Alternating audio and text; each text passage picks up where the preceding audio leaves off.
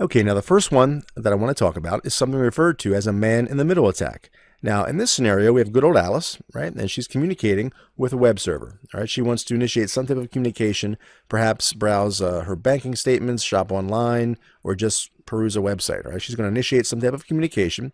The web server will respond back, displaying web pages, what have you.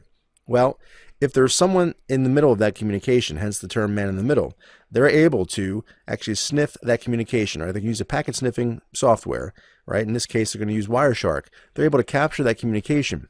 And if it's in clear text, it's a no-brainer. They can pull that information off the wire, and they'll have direct access to whatever has been communicated. They can even capture images. There's all types of programs that can actually recreate the web browsing sessions, so you can see the images that are pulled off the website kind of in real time as Alice browses the web. Everything she's looking at would appear on this man in the middle's machine, even if it's passing just the hash of passwords, right? Not actually the passwords themselves. There are tools that we'll learn about in just a few moments that can allow an attacker to basically brute force their way into that hash and understand either the password or a hash that's exactly the same as the password, and ultimately get access to that website as Alice. All right, so some dangerous stuff here that we have to be aware of so that we can mitigate against those things.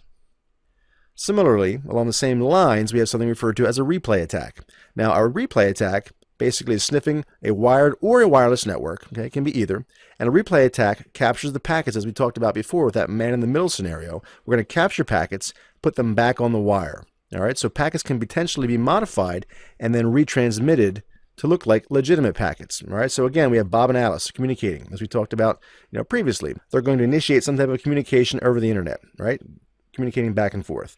Well, if we have someone that's in the middle, they can intercept those packets, and instead they're going to go to our hacker, right? Harry the hacker here. He's going to grab that information and replay it and then send it off to Alice and basically impersonate Bob. So as far as Alice is concerned, that communication is coming from Bob when in fact it's actually coming from that third party, in this case, Harry the hacker.